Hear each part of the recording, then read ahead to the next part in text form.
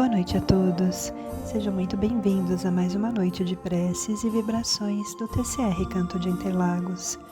É com muita alegria que recebemos a todos que nos acompanham pelas redes sociais.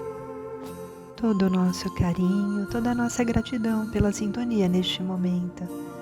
Eu os convido a pegarem um copo ou garrafa com água para que sejam fluidificadas pela equipe espiritual, colocando o remédio, o lenitivo necessário para cada um de nós. E assim vamos buscar um lugar onde você possa ficar em silêncio para fazermos o nosso recolhimento íntimo, para nos harmonizarmos. E assim nós vamos nos sintonizando com o mais alto, através do nosso pensamento, com a nossa boa intenção, com a nossa boa vontade. E onde quer que nós estejamos neste momento, os amigos espirituais conseguem sentir a nossa boa vibração, o nosso pensamento e nos envolvem aonde quer que nós nos encontremos. Então vamos neste momento nos deixando envolver por esses fluidos benéficos, fluidos amorosos que nos envolvem e já dão início ao nosso tratamento. Então busquemos a paz dentro de nós, vamos serenando os nossos pensamentos, vamos nos tranquilizando e vamos todos juntos elevar o nosso pensamento em uma prece. Vamos mentalizando a figura doce e meiga de Jesus e vamos mentalizando Ele ao nosso lado, nos envolvendo com um sorriso fraterno, um abraço carinhoso e confiantes da sua presença entre nós, pois Ele mesmo nos disse que onde 2 ou mais estivessem reunidos em seu nome, ali Ele estaria. Então confiemos na sua presença aqui entre nós. Vamos agradecendo a Deus, nosso Pai Criador, pela oportunidade de mais um dia de vida, de podermos estar reunidos nessa corrente de oração para o nosso aprendizado. Agradecemos aos abnegados benfeitores espirituais que nos acompanham ainda mais de perto, sempre nos amparando, nos acolhendo, nos incentivando a buscar o nosso crescimento e a nossa evolução enquanto seres espirituais que somos. E assim mais tranquilos, mais harmonizados, nós pedimos: fique conosco, Senhor, hoje, agora e sempre. Que assim seja, graças a Deus. E hoje a nossa primeira leitura está no livro Vivendo o Evangelho, psicografia de Antônio Baduy Filho, pelo Espírito André Luiz, capítulo 18, itens 1 e 2, chamados e escolhidos. Socorra ao faminto, mas não torture com recriminações. Dê agasalho a quem precisa, mas não mostre má vontade. Ajude o necessitado de apoio, mas não exija explicações desnecessárias. Oriente o irmão em dúvida, mas não lhe dirija palavras duras. Visite o amigo enfermo, mas evite a conversa inoportuna. Ouça o desabafo do vizinho infeliz, mas não demonstre impaciência. Ampare o companheiro impertinente, mas não haja com intolerância. Participe do grupo de assistência, mas não se deixe dominar pelo mau humor. A oportunidade de auxiliar o próximo é sempre um teste do compromisso com Jesus, porque entre os muitos chamados para a seara do Evangelho, jamais serão os escolhidos aqueles que estendem as mãos para servir, mas facilmente as transformam em punhos para bater. E a nossa segunda leitura está no livro Fonte Viva, psicografado por Francisco Cândido Xavier pelo Espírito Emmanuel, o item 120. Assim será. Assim é aquele que para si ajunta tesouros e não é rico para com Deus, nos disse Jesus. Está em Lucas, capítulo 12, versículo 21. E Emmanuel comenta: Guardarás inúmeros títulos de posse sobre as utilidades terrestres, mas se não fores senhor de tua própria alma, todo o teu patrimônio não passará de simples introdução à loucura. Multiplicarás em torno de teus pés maravilhosos jardins da alegria juvenil. Entretanto, se não adquirires o conhecimento superior para o roteiro de amanhã, a tua mocidade será a véspera ruidosa da verdadeira velhice. Cobrirás com medalhas honoríficas o teu peito, aumentando a série dos admiradores que te aplaudem. Mas se a luz da reta consciência não te banhar o coração, assemelhar-te-ás a um cofre de trevas, enfeitado por fora e vazio por dentro. Amontoarás riquezas e apetrechos de conforto para a tua casa terrena, imprimindo-lhe perfil dominante e revestindo-a de esplendores artísticos. Contudo, se não possuíres na intimidade do lar a harmonia que sustenta a felicidade de viver, o teu domicílio será tão somente um mausoléu adornado. Empilharás moedas de ouro e prata, à sombra das quais falarás com autoridade e influência aos ouvidos do próximo. Todavia, se os teus haveres não se dilatarem em forma de socorro e trabalho, estímulo e educação em favor dos semelhantes, será apenas um viajor descuidado no rumo de pavorosas desilusões. Crescerás horizontalmente, conquistarás o poder e a fama, reverenciar-te-ão a presença física na terra, mas se não trouxeres contigo os valores do bem, ombrearás com os infelizes em marcha imprevidente para as ruínas do desencanto. Assim será todo aquele que ajunta tesouros para si sem ser rico para com Deus. Então, que nós possamos utilizar com equilíbrio as belezas materiais em prol do nosso equilíbrio, em prol do nosso crescimento e do crescimento do nosso próximo, porque as belezas materiais ficarão aqui, porque fazem parte da matéria e nós não sabemos ainda utilizar essas riquezas, essas maravilhas, que possamos ampliar os nossos pensamentos para movimentar os nossos sentimentos, olhando com amor e dedicação a tantos ensinamentos que nos são dados diariamente pelo Mestre Jesus e que estejamos firmes no propósito de não nos enganarmos com as ilusões que podem nos desviar do nosso objetivo, que é a nossa evolução espiritual. Fé e equilíbrio em todas as direções.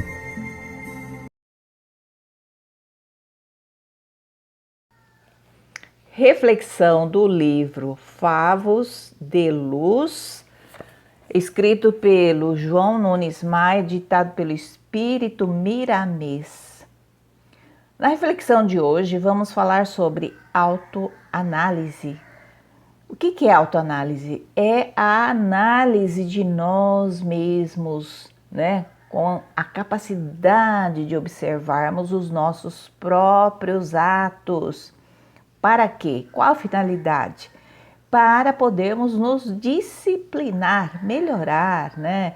Quem se autoanalisa está sendo engenheiro da nossa própria construção, onde o trabalho é muito mais engenhoso, muito mais bem preparado, né? E requer muito tempo e o esmero, né? O capricho e muita boa vontade da nossa parte. E quem se autoanalisa precisa de muita persistência, né? Todos nós já sabemos disso. E muito carinho conosco mesmo e bastante discernimento, né? Para que nós possamos, depois de algumas reformas, não se julgar santo. Esse discernimento é de suma importância. Eu sou melhor que os outros. Não, porque você conseguiu essa reforma não quer dizer que seja melhor que os outros. E se acharmos que é melhor que os outros, nós acabamos entrando num caminho que a ética espiritual não aconselha, né? Então, qual é o caminho que a ética espiritual não aconselha?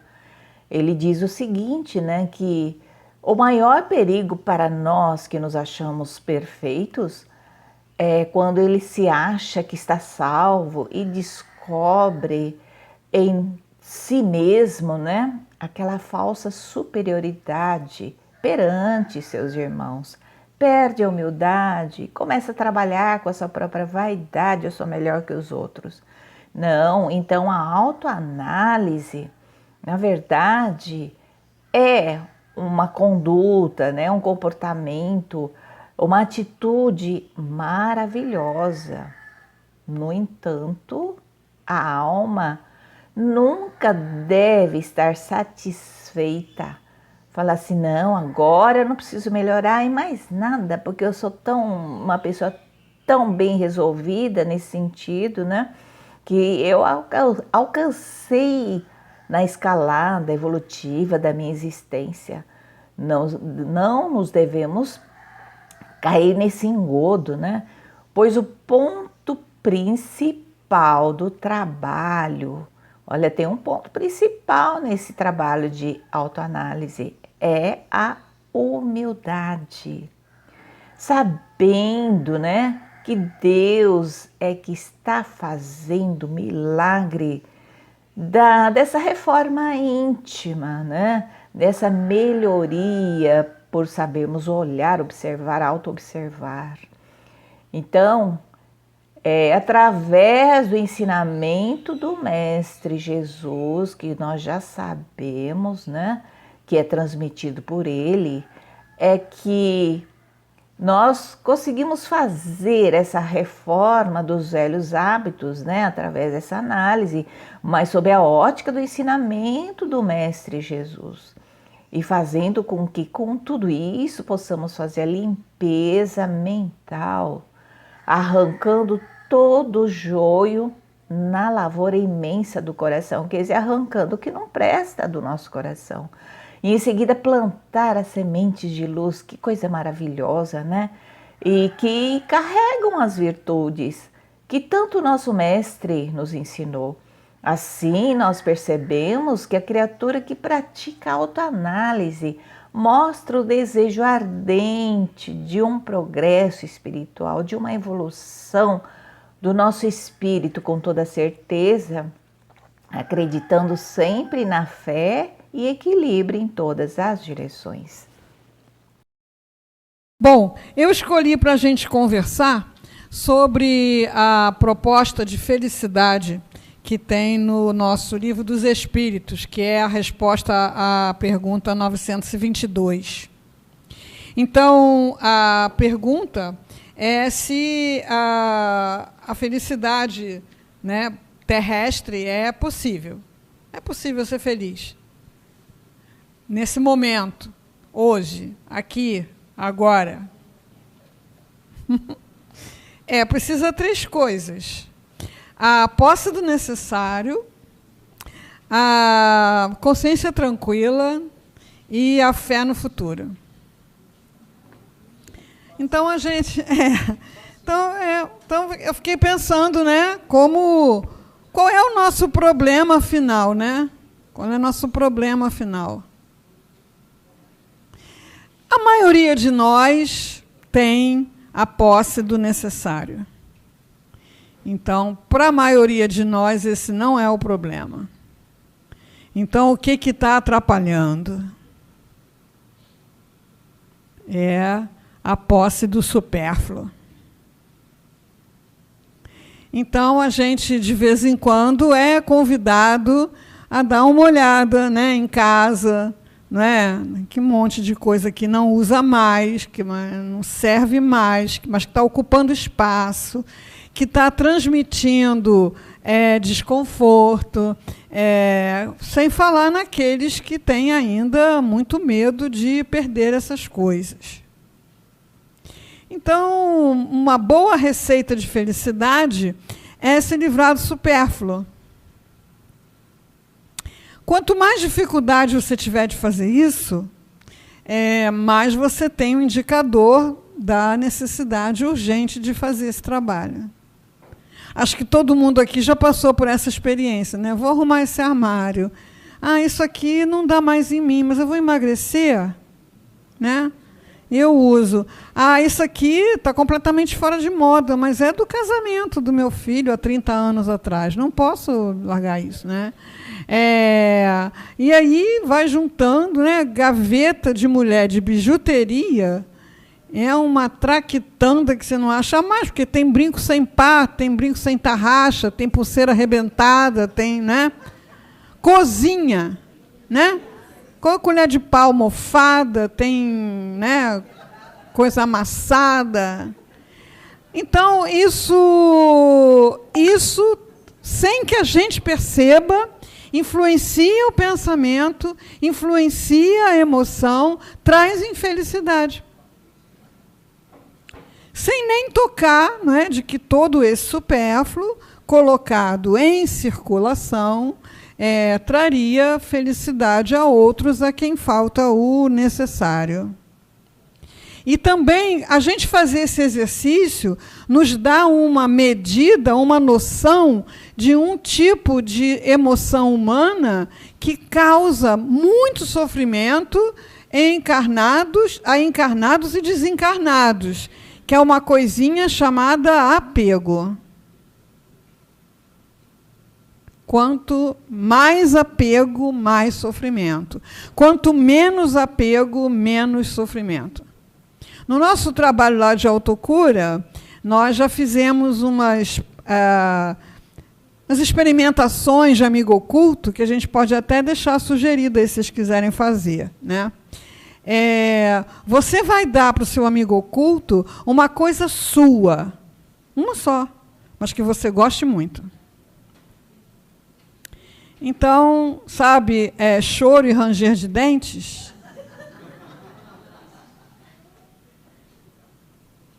É uma coisa só. Quando você desencarna, você larga, ou deve largar, todas. É só uma coisa.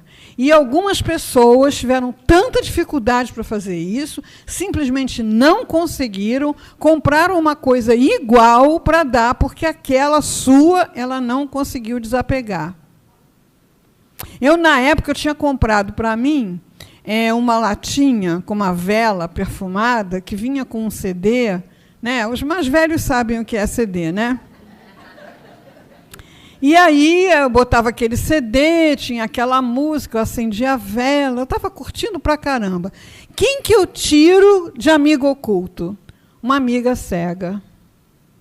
Aí aquilo veio na minha cabeça, é isso que tu tem que dar, porque tem o aroma, porque tem o som. É isso que tu tem que dar. Ah, isso não, isso eu estou gostando, né?